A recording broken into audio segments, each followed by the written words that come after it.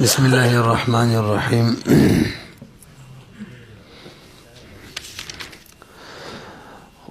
نمبر مسائل النظر اربعة.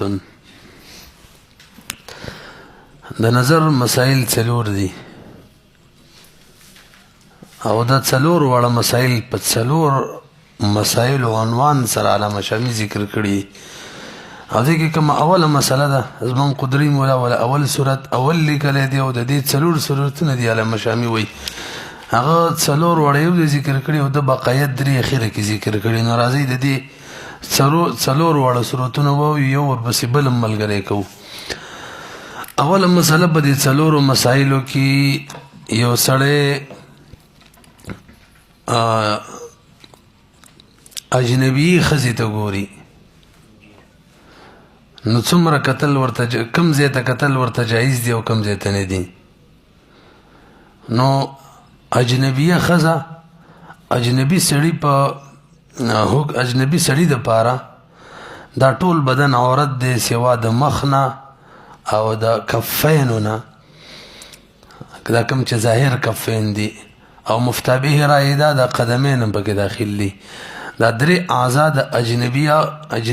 ښځې اجنبي سړي د پاره عورت نه دی ورسېدلی په دې.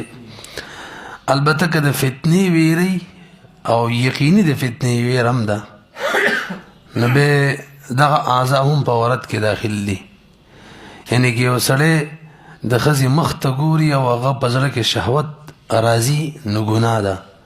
نه د سترګو زنا ده. او که قدمونه ته ګوري او که لاسونه ته ګوري او شهوت یې زړه کې راځي دا ګناه ده.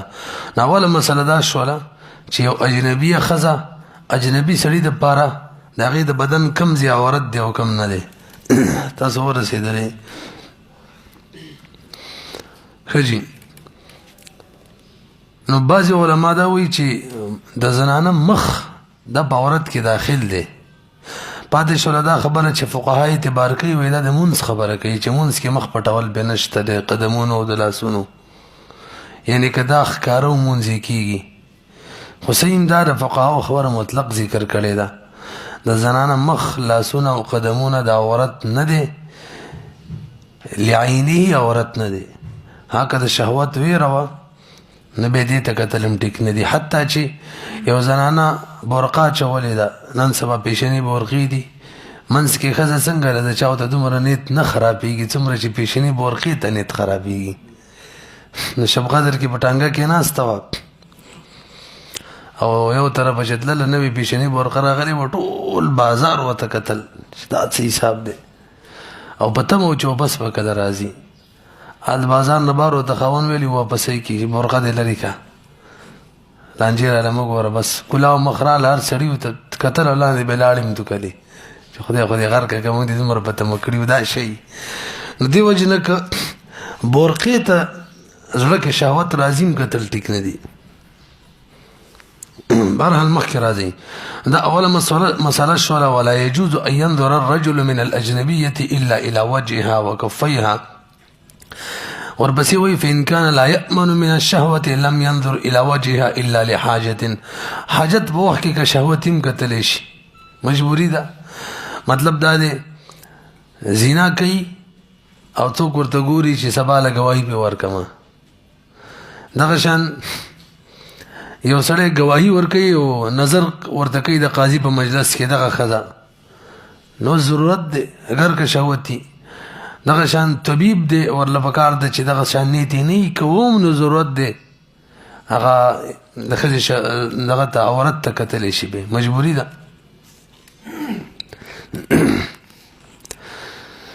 ښه جي همدغه انداز معنی زموږ په نورو کتابونو کې هم دا مسله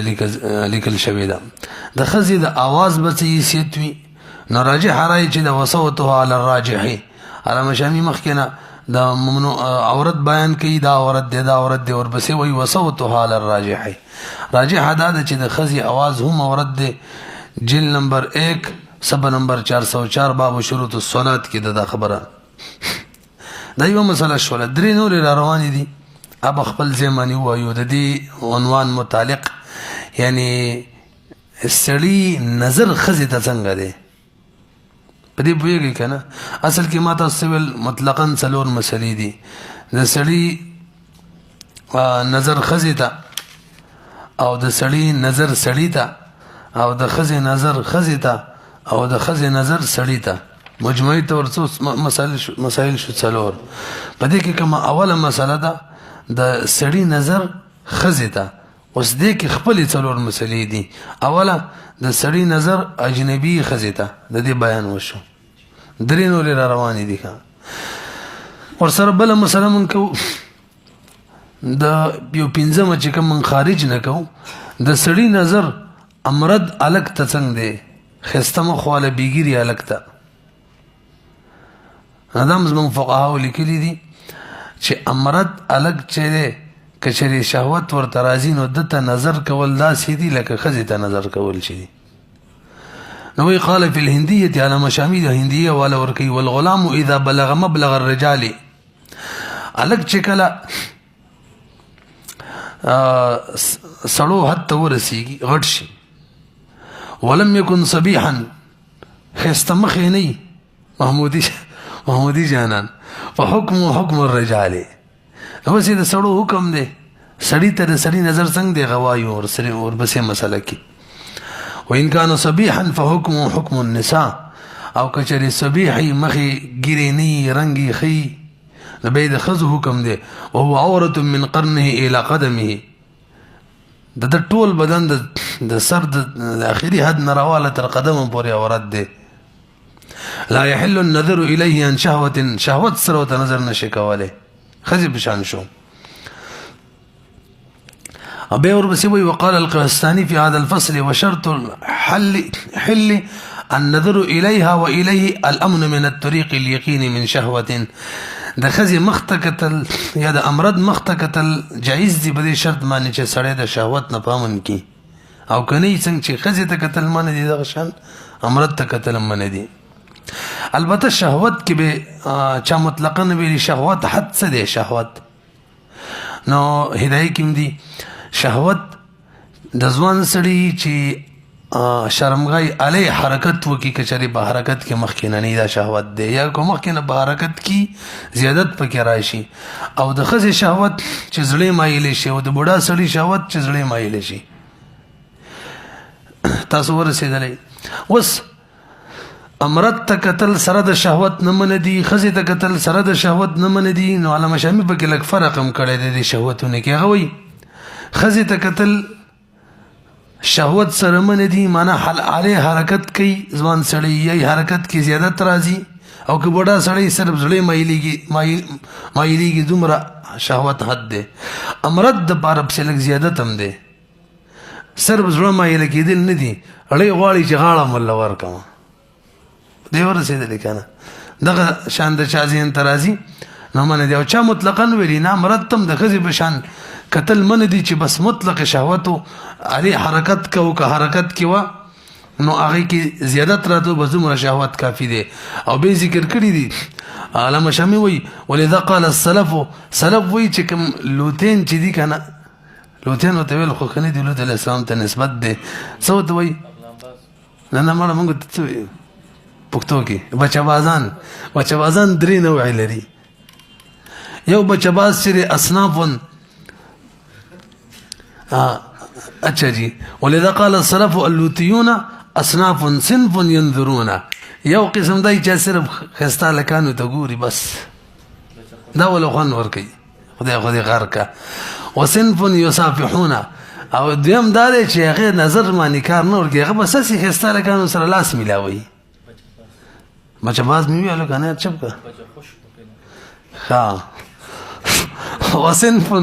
یعملون ودریم د دینم ور په ترقی کې دي صرف نظر باندې کار نه کوي او نه پلاس میناولو باقاعده عمل کوي کم اول نمبر بچه خوش که خوشت خوش او بچه باز او بچه وی بچه غوده غلط جمله ده ایکسپنجه کا بهرحال شامی جیل نمبر 9 صفحه نمبر 525 کې دا قصه ذکر شوې ده مخکې راځي دویمه مسئله دا نظر الرجل الى المرأة امنګ ویلو حاجت په وخت کې دي د دویمې تر نه ورغلی کا حاجت په وخت کې مخته او دغه شان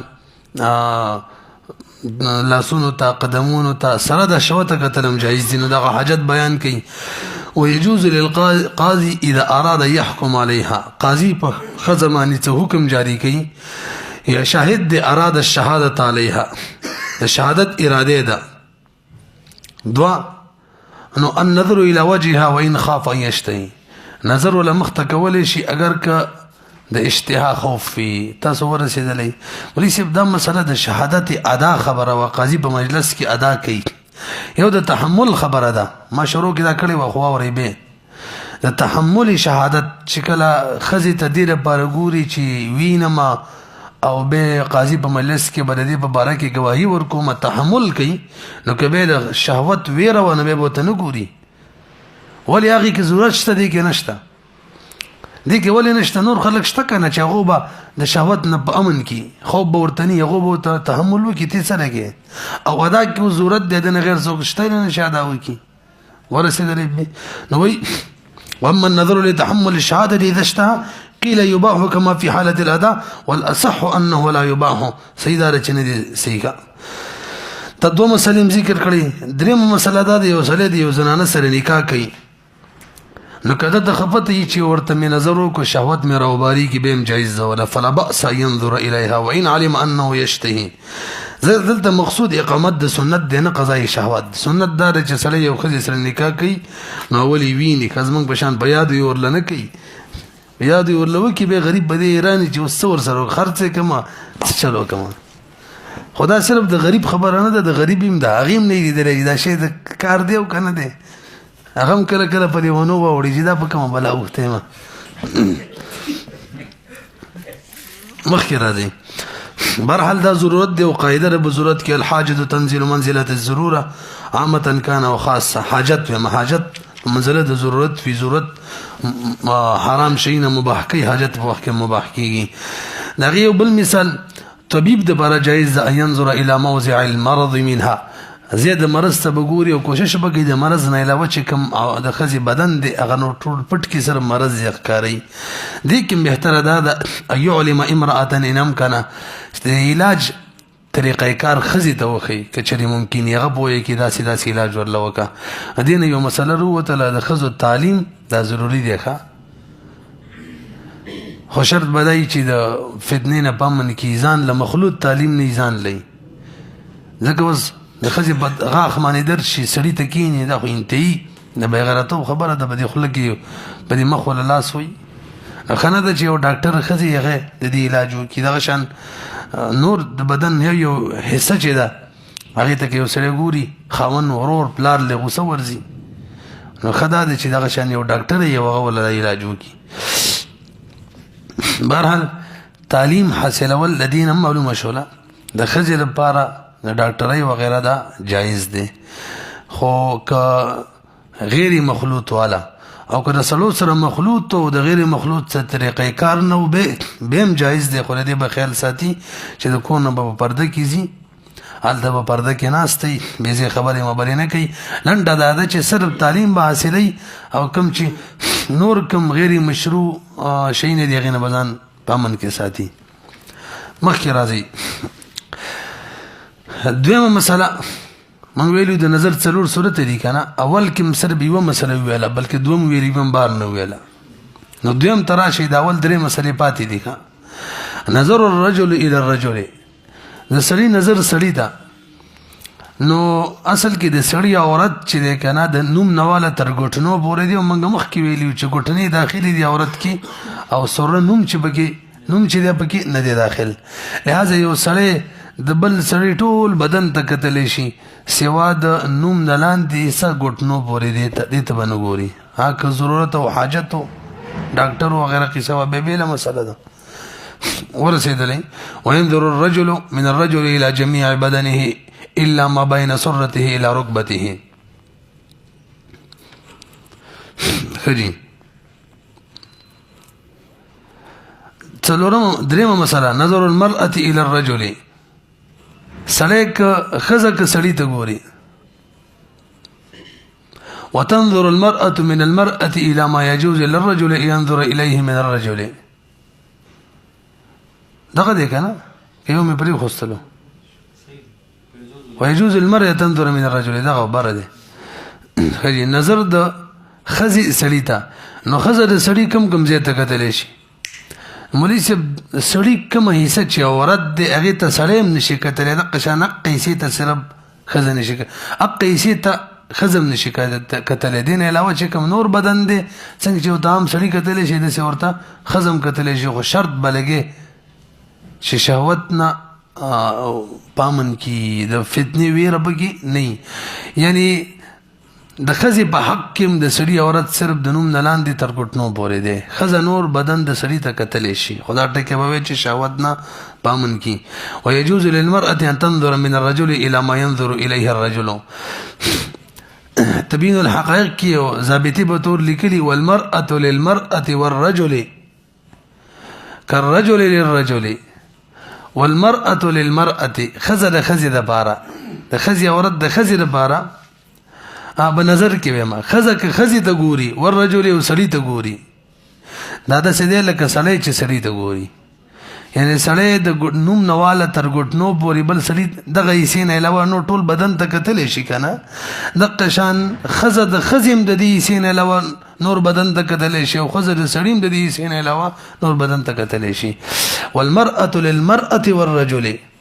كالرجل للرجل تبين الحقائق شپږم جلد اتل السبا ورسېدلې دې معنی خري. څلورمه مسله نظر المرأة إلى المرأة د خزي نظر خزي ته. وتنظر المرأة من المرأة إلى ما يجوز للرجل أن ينظر إليه من الرجل. ماغه مسله شوله سړی چې د سړی د بدن کې میسي ته کتلی شي چې هغه د نوم نه لاندې ګوتنو پورې نه علاوه د دقه شان خزم د خزي بدن ته کتلی شي د نوم نواله تر ګوتنو پورې چې کوم میسه د هغې نه علاوه یادومه ورسېدلی پې. وتنظر المرأة من المرأة إلى ما يجوز للرجل أن ينظر إليه من الرجل. هم دغه الفاظ تقریبا بدایي کې دي 124 صفحه کې. خجي ما بقي من القسم الاول. قسم اول کې هم ول څلور صورت دي کنه ما خو یو ویلو د سړي نظر اجنبي خزي ته دغه بیان ته واپس راشي. الف با جیم سره بیانې الف نظر الرجل الى مملوکته یو سړی خپل مملوکي ته ګوري کغه په ملکتي ملک یمین سره مملوکي وینځه او که په ملک نکاحي سره مملوکي زوجه. وينظر الرجل من امته التي تحل له اغه وینځه چې دته وتی ور سره حلال یو د خزه دې ته کتلی شي الى فرجها تر شرمګا پورې وته کتلی شي. تاسو ورسېدلی نو معلومه شوله چې یو سړی د خپل خزي ټول بدن ته کتلی شي همدغه شان خزم ته سړی د خپل خاوند ټول بدن ته کتلی شي حتی شرمګا ته هم کتلی شي اگر چې نه کتلی بهتر دی. حضرت عبدالله بن عمر نقل یقول اغوی اولاد ان ينظر الى فرج امراته وقت الوقاء جما په وخت کې د خزي فرج ته کتل خدي وې دا ابلغ فی تحصیل معنی اللذه لذت په معنی کې دا ابلغ دی شرمګا ته ولګول خو دا خلکو مزاجونو پسې ده ځینې خلک داسې چې هغه شرمګا ته وګوري واته ورځي ولا به خوراکم خوان نه ورکوي داسې طبیعت ورانېږي ورسره او ځینې داسې دغه ولا که دغې ته ګوري نو شهوت یې نورم زیاتېږي. بهرحال کتل جایز دي او خلاف سنت دا د سنت چې نه ګوري. عائشہ رضی الله عنها فرمایي کنه ما رأيت منه ولا لا رأى مني ولا رأيت منه ورسېدلی بي ورسره سړی د ښځې شرمګاه یا ښځه د سړي شرمګاه ښکلولی شي که نه نو زمونږ عامو فتاوو کې لکه هندیه کې دی اصل کې چې دا خو قبیح کار دی چا ورته جایز ویلی دی او چا ورته قبیح ویلی او چا چې ورته جایز ویلی وایي دا یې ښه نه دي کړي په دې ورسېدلی حیواناتو کار دی. تقی عثماني صاحب د څه نوم یې دی فتاوی عثماني کې داسې لیکلي دي چې که څوک ورته ناجایز وي د دې څه وجه نشته سوا د دې نه چې شرمګاه باندې د سړي یا د ښځې په هغې باندې ګندګي او هغه خولې ته ځي صرف د دقه ناجایز وجه ده نور څه بله وجه نشته دی. او ځینې کتابونو کې دا هم دي چې د شهوت را اوبارولو دپاره داسې کولی شي یو بل او ځینو کې تقسیم کړی دی ښځې شهوت را اوبارولو ته خو ضرورت نشته دی هغه خاص بس کار سټي سړي کار چې کوم دی هغه برابرول پکار دی نو ښځه د سړي د شهوت را اوبارولو دپاره داسې کولی شي چې د هغه علیله حرکت ورکولو دپاره هغه په خوله کې ونیسي او سړي ته هېڅ ضرورت نشته دی خو بس سټ کار دی او خاص مطلب دا دی الله پاک دغې ته ښه برابر جوړ کړی مخکې راځي دا مسله مو شوله ښه جي زمونږ په دغه اول نوع کوم مسایل و هغې کې درېیمه مسله نظر الرجل الى محرمه د یو سړی خپل محرماتو ته محرمه هغه ښځې ته ویلی کېږي قاعده چې د سړي ورسره همیشه دپاره نکاح حرامه وي نکاح ورسره نه کېږي که هغه د سهریت په وجې او که د نسب په وجې که رضاعت په وجې نو محارمو ته کم کم ځای ته نظر کولی شي مخ ته م ورله کتلی شي رأس ته م ورله کتلی شي سر ته سینې ته م ورله کتلی شي ساقینو ته یعنې د څه ته وایي پنډیو ته وایي که څه عضدین مټو ته ورله کتلی شي البته ملا او خېټې ته او پتونانو ته به ورله نه ګوري بغیر د پردې نه یادوو تاسو په دې باندې ورسېدلی خو دې کې به هم دا قید ولګوئ دا اله چې کله د فتنې ویره نه وي که د فتنې ویره وي نو بیا هم دا جایز نه ده ورسره یو مسله معلومه شوله زمونږ په دې کورونو کې خلک ګډ اوسېږي ګډ ورندارې نه وي حتی چاچیګانې وغیره وي حتی چې تره لورې نه وي دا پښتنو کې دا رواج دی نو چونکې د ښځې مخ لاسونه او دا قدمونه پرده نه دي او دې ته کتل جایز دي خو شرط دا چې د شهوت نه پامن کې نو که مونږ کورونو کې اوسېږو او شهوت نه پامن کې او دغه شاني خبرې مبرې ورسره نه کوو او نظر پرې لګي نو بس صحیح ده خو دا ده چې د فتنې ویره زیاته او بیا خاص کر دې زمانه کې ورسېدلې په دې خبره نو بیرېدل پکار دي کور په لحاظ سره ښه جي مخکې راځي ورسره نورې مسلې بیانوي ولا بأس بأن يمس ما جاز له أن ينظر إليه منها مولوي صاحب د محارمو ښځو بیان کوي د هغې کوم ځای ته کتل چې جایز دي هغه مسه کول هم جایز دي د هغو لاس مخ ته کتل جایز دي که لاس وروړي جایز دی سر ته کتل جایز دي سر له لاس وروړي جایز دی دغه شان سینې ساقینو عضدینو ته او خېټې او ملا او پتون ته کتل جایز نه دي نو لاس وروړل هم ورله جایز نه دي تاسو به دې پوه شولئ علامه شامي قاعده لیکلي ضابطه وما حل نظره حل لمسه اذا امن الشهوه على نفسه وعليها اذا امن الشهوه چې د شهوت نه په امن کې په ځان هم په هغې باندې چاله چې لاس وروړي جیل نمبر 3 صفحه نمبر 350 تاسو ورسېدلې په دې ښه جي جم کی بل مسئله کړي الرجل الى مملوکه غیره دغه څلورمه مسله شوله کنه موږ ویلو چې سړی ښځې ته ګوري دي کې څلور مسایل دي خپل نو درې تیر شو څلورمه دا ده یو سړی مملوکه غیر ته ګوري د بل چا وینځي ته نو خپل محارم او کوم اعضاء ته قتل جایز دي د قشان د پردی وینځي هغه اعضاء ته قتل جایز دي یعنی د پردی وینځي مخته سر ته سینې ته ساقین او عضدین ته قتل جایز دي ظهر او بطن او فخذ ته قتل جایز نه دي ورسدلي وينظر الرجل من مملوكة غيره إلى ما يجوز له أن ينظر إليه من ذوات محارمه خجي دغه شان دغه زړې قاعده په وجه چې کوم ځای ته قتل جایز دي مسه کول هم شي کې وسړی مملوکت الغیر غیر دغه لاسونو مخ وغیره باندې لاس وي بدینې چې اخلمه اخستونی دي او د شهوت نه بامن کینو لاس والي شي نو دوه قاعده شو اخستونی دي او دویم شهوت نه پامن کی نو که چېرې شهوت نه پامن کی نه یا اخستونی دي نه نبه لاس نشي وراوړلې هغه اعضاء تم کوم ته قتل چې جایز دي دا موږ چې قاعده ویلې وه کوم اعضاء ته قتل چې جایز دي هغې ته لاس هم وراوړلې چې ما ویلي دا چا خبره وه محارمو خبره وه ولا بأس بأن يمس ذلك اذا اراد الشراء وان خاف ان يشتهي. اچھا جی کہ اشتہا خوفم بھی دا شرط ہے کہ اشتہا خوفم بھی بیم کا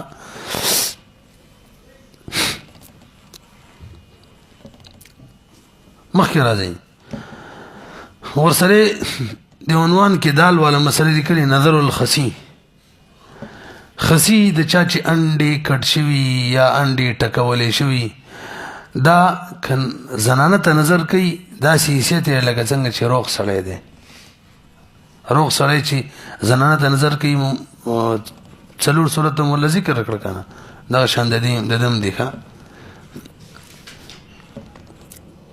حجی. ها نظر العبد غلام خپل سیدی ته کتل شي کنه وینا غلام خپل سیدی ته کتل لا شي لکه اجنبي خزي ته چګوري نصر مخلصون قدمینو ته کتل شي کده شهوت نه امن کی کني دې تم نشي. ولا يجوز للمملوك ينظر من سيدته الا الى ما يجوز للاجنبي النظر اليه منها. ورسدلې به څنګه چې اجنبي ته د یو خزي کم اعضاء او تقتل جایز دي چې مخ لاسونه قدمونه دي قشان غلام تم دي. اتم مسألة المسائل المتفرقة. اتم باس اتم عنوان وليس بديك اول مسألة عزل لا ويعزل عن امته بغير اذنها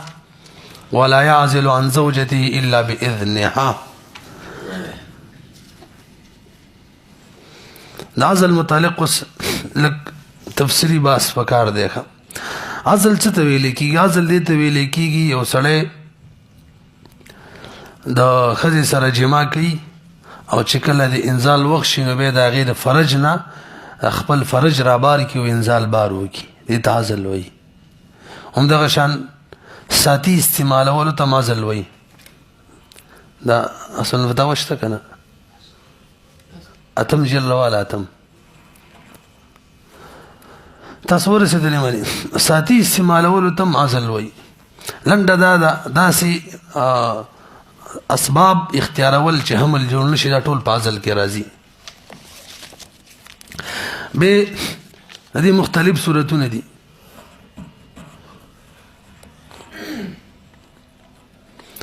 توجه یو د دې لپاره عزل کې چې حمل جوړ نشي.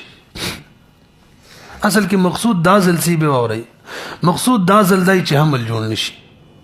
نو به د دې دوه صورت جوړيږي. یو دا چې حمل نه جوړ شوی دغه شان طریقې کار کوي چې حمل جوړ نشي او بل دا چې حمل جوړ شي او واړی واپس ختم کی. دې کې به کم جایز کم نه راځي دا وایو لګ مجموعي تور باندې 4 صورت دي ټول څوم درو اخیسته لګا.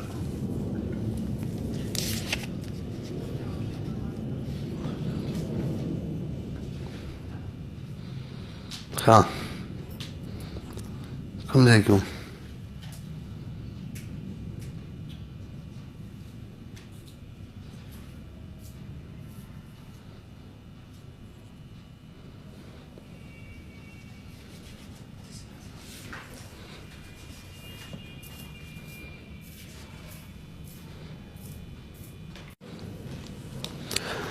خجیدی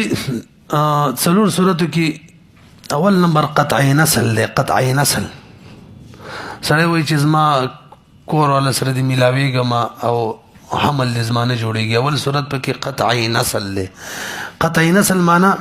یو داسې صورت اختیارول چې دایمي طور باندې سړی هغه قوت تولید ختم شي. په دې ورسېدلی د دې وروسته حکم بیان وکړه. دویم نمبر منع حمل له. منع حمل معنا دا چې داسې یو صورت اختیاري کې د سړي قوت تولید باقي خو حمل نه جوړېږي لکه ساتي وغیرہ استعمالوي یا دا عزل کوي انزال بار کوي. او دریم نمبر چې حمل جوړ شي باقاعده او له 4 میاشتو ته نه رسېدلی او دغه ساقطي. 4 نمبر حمل جوړ شي 4 میاشتو ته رسېدلی هغې نه پسې ساقطي. مجموعي طور څو صورت شو 4 راځي. اوس احکامات ولا اول چې دی اول دا بل اتفاق حرام دی. دا یو طریقې اختیارول چې د سړي قوت تولید ختم شي دا جایز نه ده. او دویم صورت منع حمل داسې صورت اختیارول چې قوت تولید باقی وي او بچی جوړ نشي. نو که بغیر د عذر نو مکروه تنزیهی ده، او که عذر نو به بغیر د کراهت جایز ده. که عذر نه او داسې طریقې اختیار کی چې حمل می جوړ نشي مکروه تنزیهی ده خلاف اولا، او که عذر نه به بغیر د کراهت جایز ده. عذر مطلب خزه کمزوري ده قابل د حمل نه ده نو سړی بار انزال کولی شي، ساتي استعمالولی شي. همدغه شان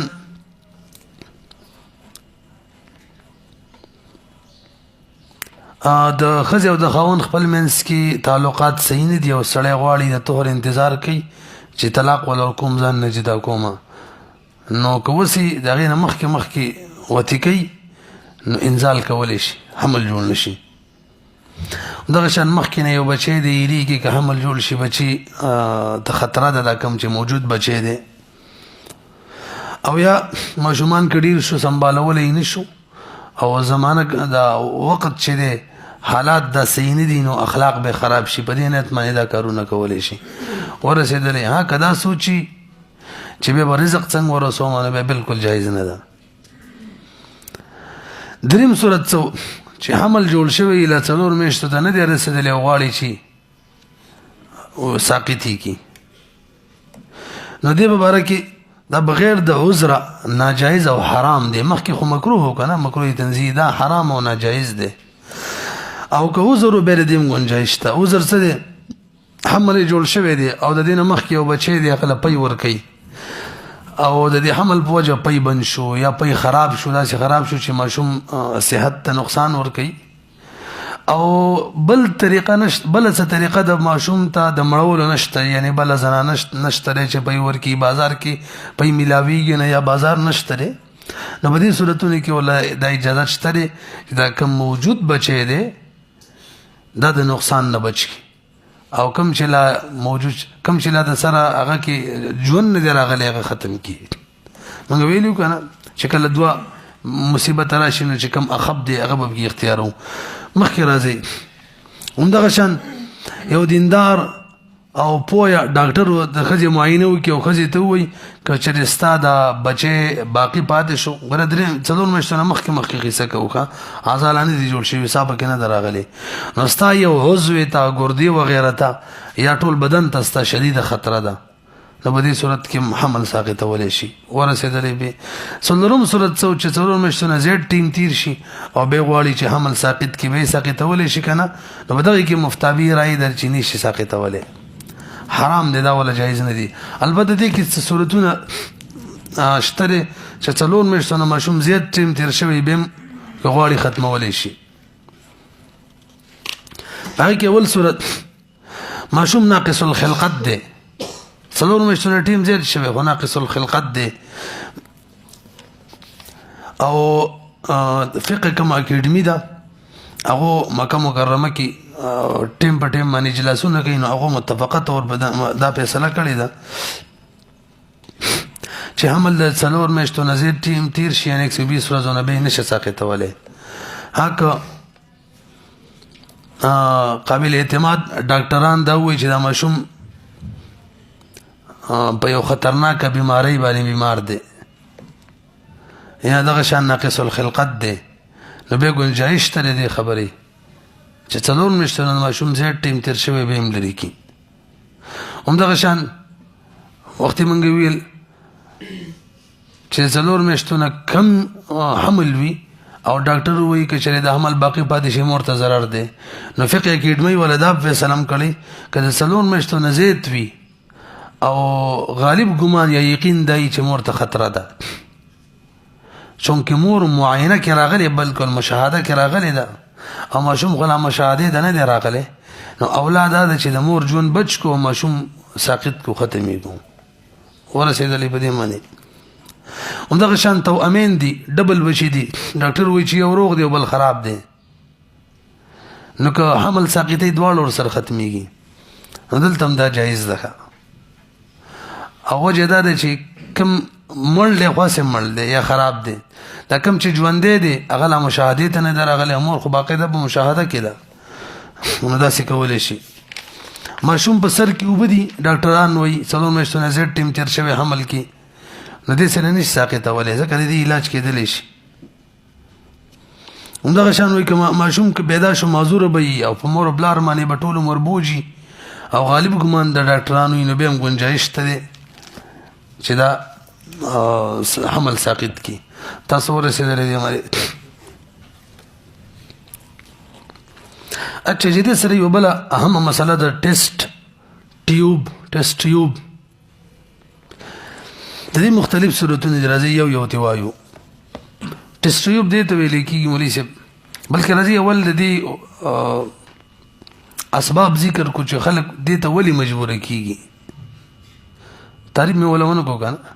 ټیسټ ټیوب دې ته ویل کېږي چې په دې جدید آلاتو سره د سړي مني د ښځې رحم ته وررسوي یا دغه شان د ښځې مني چې ده او د سړي هغه بار برابر کړي او د بلې ښځې رحم کېږدي. خپل مختلف صورتونه دي وایو خو دې ته ضرورت کله راځي خلک کله ورته مجبوره کېږي نو هغه صورتونه واورئ. کله کله داسې چې کوم ماشوم جوړېدلو هغه کومه ماده په مني کې هغه د سړي په مني کې کمه وي نو د سړي مني قابله د دې نه چې دې نه ماشوم جوړ شي. کله داسې او کله د سړي مني چې هغه قابل د دې چې ماشوم ته جوړ شي خو د ښځې دغه چې د محبل یعنی حمل ځای چې دی هغې کې تیزابیت وي د جراثیم د سړي مني چې ورځي نو دې کې کوم د ماشوم پیدا کېدو ماده د هغه مړه کوي. دریم نمبر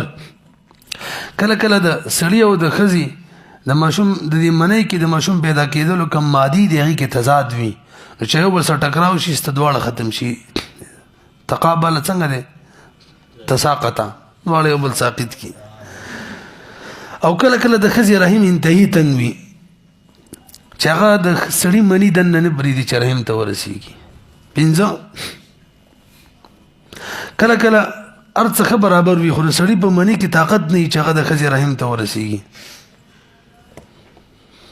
نو په دې صورتونو کې اوس خلک مجبوره دي دې ته چې بله څه طریقه اختیار کړي ورله نو د هغې خپل صورت خلک اختیاروي. ټیسټ ټیوب دپاره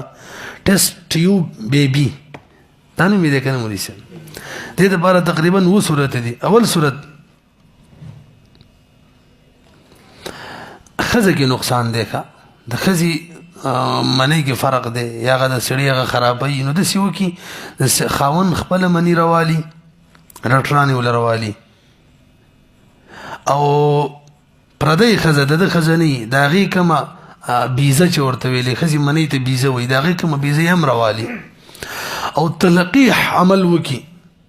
بار نه دا دواړه یو ځای کېږي څنګه چې د مور په رحم کې ښځې په رحم کې د مني یو ځای کېږي او ماشوم ته جوړېږي هغه کار وکړي او بیا یې د خپلې ښځې په رحم کې واچوي.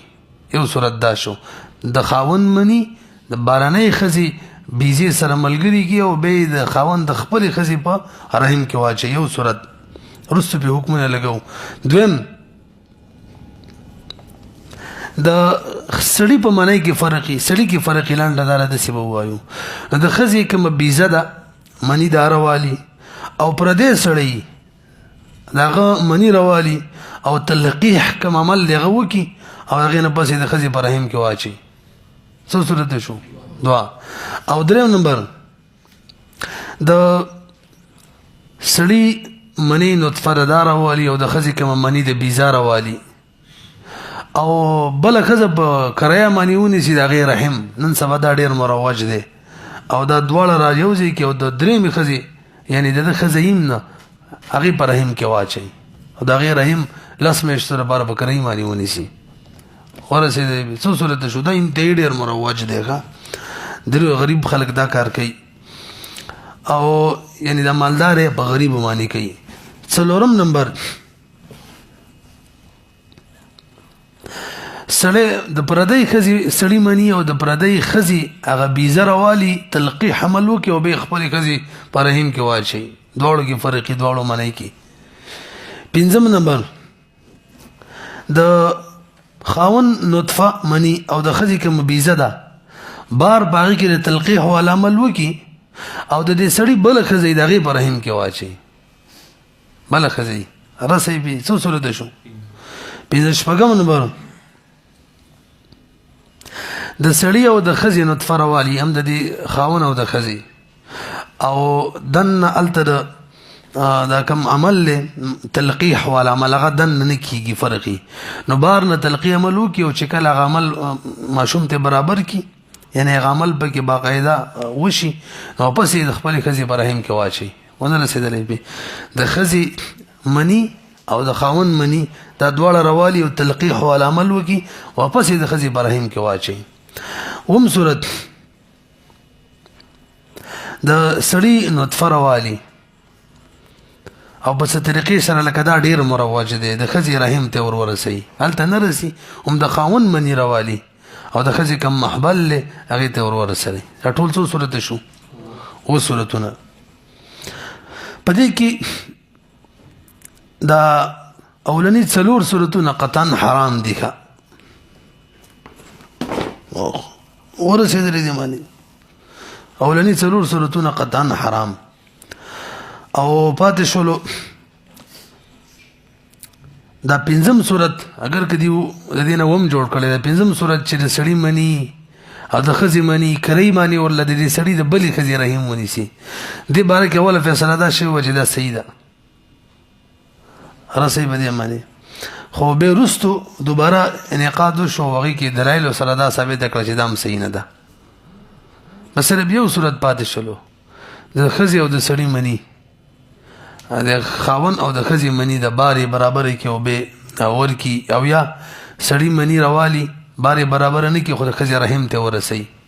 دا صورت جایز دی که نه دی دې باره کې هم دوه رایې دي یو صورت یو دا دی چې دا جایز دی بس خپل خاوند مني ده او د ښځې مني ده که نه او بعضې علما وایي دا جایز نه دی بلکې ډېر دا وایي دا دلایل هم ورسره دي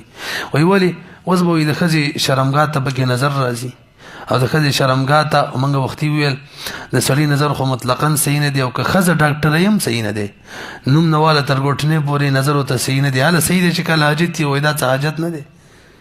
دې باندې ګڼ دلایل راوړي تاسو به دې قصه باندې ورسېدلې ښه جي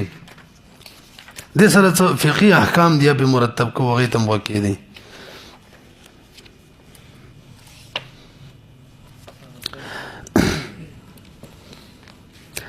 اول فقهي احکام ته غوږ کېدی اول چې د خاوند مني وي او د ښځې رحم ته ورولي نو دا بچه به د چا حسابېږي یو دا به د دغه خاوند دغه سړي حسابېږي چا چې مني ده او د ښځې مني رحم ته ورشتلې دا مني نو اگر که د سړي د ښځې سره باقاعده جما نه ده کړې خپله ښځې ده کله جما خلوت یې صحیح نه دی شوی خو مني د سړي راخیستې او ښځې فرج ته ورشتلې ده نو بیا به هم داسې لکه چې جما شوې ده پوره عدت به تېروي ورسېدلی پې دغه شان بل یوه ښځه ده هغې ویل که چېرې دا زما د خاوند مني ده ځکه دا بار ځي یو سړي نه مني اخیستي دې لپاره چې د هغه ښځې په رحم کې واچوي بل سړي نه هم اخیستې نو کله غلطي وشي دا ښځه غلطي وکړي د پردي سړي هغه مني خپل برج ته ولي نو بیا دلته به هم ښځه عدت تېروي او تر څو پورې چې عدت نه وي تېر شوی رحم نه وي پاک شوی پردی مني ورغلی ده نو هغې پورې بس خاوند میلاویږي هم نه څه حدیث کې دي که نه پردی پټې اوبه نه کوي ښه جي او که چېرې حمل یې جوړ شو نو وضع حمله پورې به عدت وي او دا بچه به دغه چای د چا چې مني ده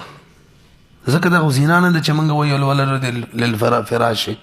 دا خو شبهه پکې راغله تاسو ورسېدلی یعنې شبه یې نکاح په حکم کې کړه شبه نکاح کې چې د چا مني بچی د هغې حسابېږي ښه جي درېیمه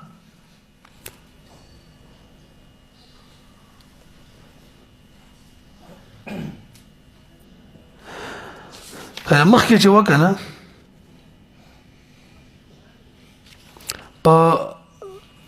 د خاوند په غیر رضامند د درېیمه چې دا واورئ د خپل خاوند مني وي د خپل خاوند مني او د خاوند د مرضۍ نه غیر ښځه خپل فرج کې داخله کړي ورسېدلی پې د خاوند مني مخکې خو د غیر وکړه د خاوند وي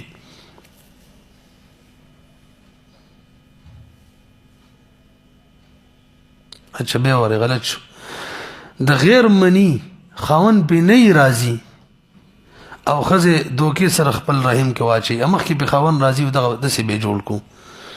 نو دا خو حرامه ده چې ښځه داسې وکړي پردي منی خپل رحم کې اچوي. مخکې خو موږ ویل دوکې سره منی اچولې که هلته یې قصدن اچولې، فرق شو. صحیح ده. او تعزیرا به دې ښځې ته سزا هم ورکولی کېږي، زنا ورته نه شو ویلی.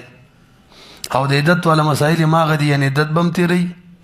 او د چا چې منی ده ماشوم به د هغه حسابېږي. څلورم منی چې ده د خاوند نه غیر د بل چای او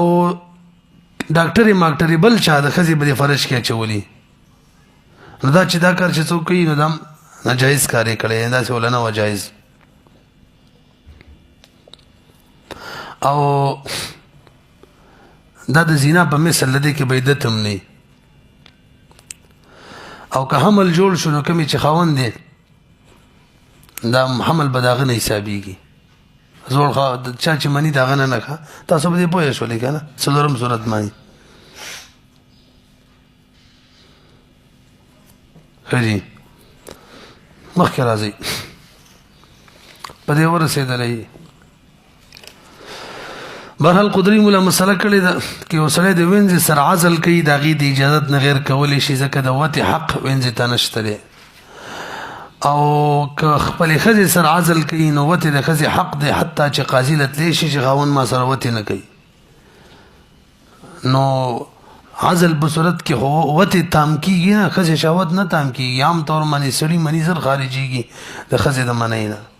یعنی انزال د ښځې وروستو کېږي او د سړي اول کېږي. نو که سړی دې شی رابار کړي او ښځه غریب همداسې پرېږدي، دا خو د هغې په وتې کې خلل دی شهوت کې، نو د هغې اجازت نه غیر یې نه شي کولی. تاسو ورسېدلې دې معنی ښه جي. ورپسې دویمه مسله احتکار دی، ذخیراندوزي. نو قدري مولا وایي ذخیراندوزي مکروه ده. د انسانانو خوراک که څوک ذخیره کوي په دې نیت باندې چې ګران شي خرڅوم به، یا د بهایمو دی، خو شرط دا دی چې دا داسې خار کې وکړي، داسې خار کې چې ذخیراندوزۍ په وجه باندې خار والو ته نقصان رسیږي. اذا كان في بلد يضر الاحتکار باهله.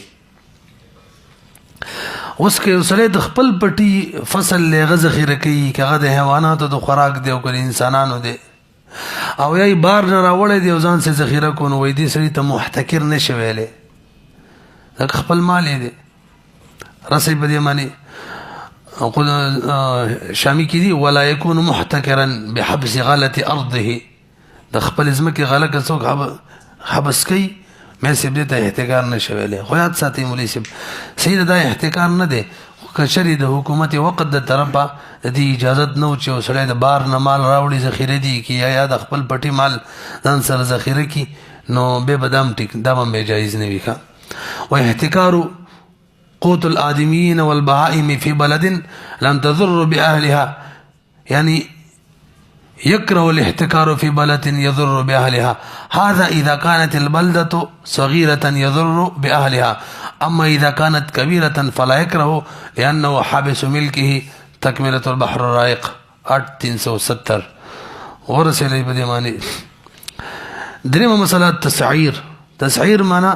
ریټ مقرره ول. نو اصل دا د مولوي صاحب حدیث نه ثابت ده چې خلک پرېږدي کوم شی چې مارکیټ ته زیات راځي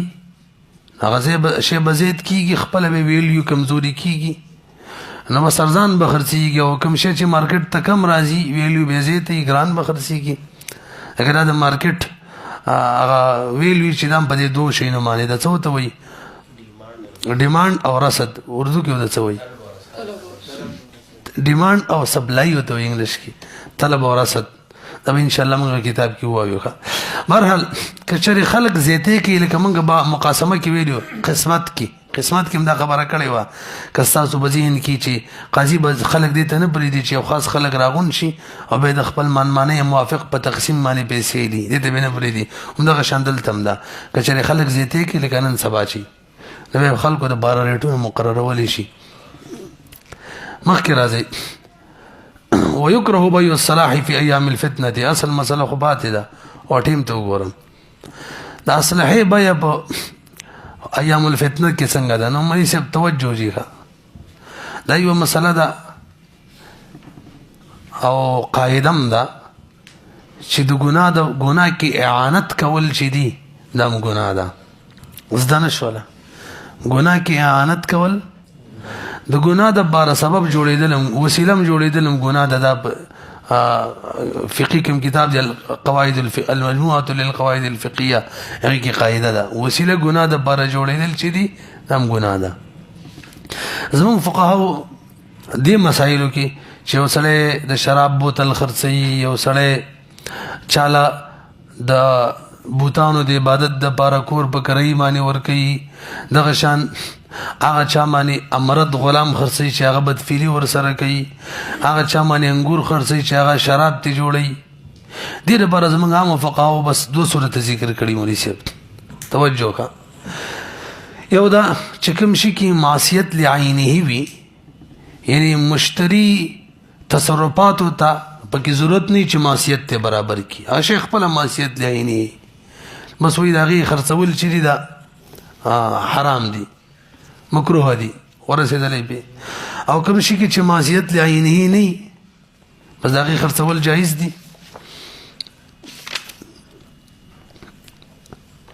دا خبره پوه شولې کنه نو فقهاو دا قاعده ذکر کړي خجی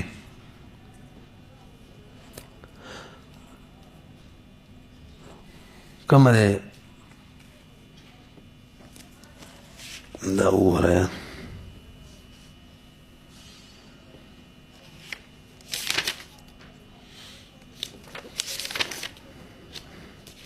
بهرحال کوم شي کې چې معصیت لعینه وي بای خرڅ کی مشتری پکې ډایرک بغیر څه د نوې صنعت نه ګناه کولی شي دغه شي خرڅول مکروه دي. کوم شي کې چې معصیت لعینه نه وي بلکې مشتری پکې تصرف کوي معصیت جوړولو دپاره لکه کور چې خرڅ کی هغه د عبادت خانې دپاره د غیر الله د عبادت خانې دپاره باقاعده برابرۍ نو د هغې کرایي باندې ورکول یا خرڅول دا بې جایز دي. زموږ فقهاو سره دومره لیکلې ده. مفتی شفیع صاحب رحم الله عربی کې یو رساله لیکلې او د هغې کوم عربی الفاظ دي فقه البیوع کې را نقل کړي دي تاسو ته لغوه کې دی ښه هغه کوم تفصیل کړی دا هم پکې ویلي دا د الله جل شانو په توفیق سره زما ذهن ته راغلي دا خبرې ان ما قامت المعصیة بعینه وما كانت المعصیة في نفس فعل المعین هغه شی چې هغې په عین کې معصیت وي د مطلب دا دی چې دا کوم سړی په معصیت کې امداد کوي د دا فعل معصیت وي دا فعل د خپله معصیت وي. د دې باره کې فقهاو لیکلي دي چې د دې بیه مکروهه ده که نه نو اوس دې کې کم صورتونه داخل دي چې کوم شی بعینه معصیت وي وایي د دې مطلب دا دی چې د معین فعل د خپله معصیت وي حتی که مشتری چې دی که نه که هغه پکې یو بل فعل وکي بدل را بدلی کی بیا مغه ته نسبت نه کیږي نسبت ما غشان بای ته کیږي وای دا شی د ګناه ولدا کړی دی. د دې کې د درې صورت داخل کړي یو دا چې باقاعده پاقت کې تصریح وشي چې زه پیدا دا کار کوم مثلا یو سړی ما دراشي ما ته د استا کور مالا په کرای باندې راکا زه پکې بوتان لوګو مو عبادت په پکې کوم دا معصیت لینی کې داخل شوخه. یو دویم تصریح نه شوي خو باید چې هغه د دې نیت کړی دی لپاره ورکوم ورله چې هغه پکې بوتانو عبادت شروع کړي امرت دې لپاره خرڅوم چې هغه ورسره بدفعلي وکړي شراب انګور دې لپاره خرڅوم چې هغه پکې غټې شراب جوړ کړي تاسو ونه رسېدلی دوه شو. او دریم نمبر نه د باقاعده پاقت کی تصریح شوی چې ګناه پې کوم او نه بای نیت کړی البته دا شی داسې شی چې صرف معصیت دپاره استعمالیږي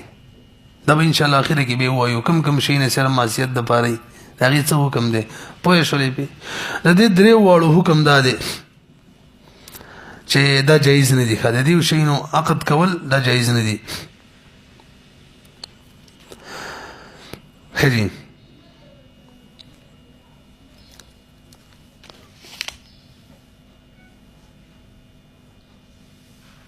په دې کې عاقدان دواړه ګناهګاریږي او که یو سړی دغه شان کور ونیسي په کرایي باندې یا انګور والي شراب ته جوړولو خپله بېله ګناه ده، د عقد یې بېله ګناه وه. درې صورته شو که نه، دا مخکې پرې ویلي مو. او دې کې جزیات هم دي، بیع العصیر او دغه شان د امرت او د جاری مغنی ګانو والا وینځه څوک اخلي، دغه شان هغه سپی د جنگ والا، دغه شان چرګ مرګ د جنگ والا او کوتري د جنگ والا، او اجارت البیت لبیع الخمر د پاره، دغه شان اتخاذ بیت نار او کنیسه په جوړول، دا ټول په ټوله بدی کې داخل دي. څه مطلب؟ کدی کې باقاعده تصریح وکي یا باینیت کړي یا صرف معصیت د بل استعمالي کې، دا شی نه دي سیدي چې دا ټول معصیت لینه ولدي دي، دا حرام دي، که مکروه تحریمی دي. ورسېدلې بي ورسره یو بل صورت دی چې هغه کې اعانت وي، خو دغه بشانی صرف سبب ورله جوړیږي. دا موږ ویلو مکمل شپږ صورت جوړ کړی. یعنی کم فعل چې بای کوي معصیت دا بینه دا معصیت نه، البته دا د معصیت د لپاره سبب جوړیږي. به دې خپل درې صورت دي. اول نمبر دا فعل چې دا سی فعل وي چې دا سبب د معصیت وي او سړی داعی دا فعل داعی وي معصیت د لپاره، سړی په معصیت باندې راوباري. لکه مثلا یو سړی د بل پلار ته کنزل کوي، دا سبب د دې د بستا پلار ته هم کنزل کوي، خیال هم دی که نه؟ بل پلار ته کنزل وایي دا خپله معصیت دی. بوتانو ته کنزل کوي داسې وایه، نو دا معصیت نه دی، خو هغه په دې راوبارې چې هغه الله جل شانو ته کنزل وکړي، نو دا هم حرام دی. او دویم نمبر چې هغه محرک او دایي نه وي خو سبب قریب وي، نو دا مکروه تحریمي دی. یو سړی د ګناه د لپاره سبب جوړ شي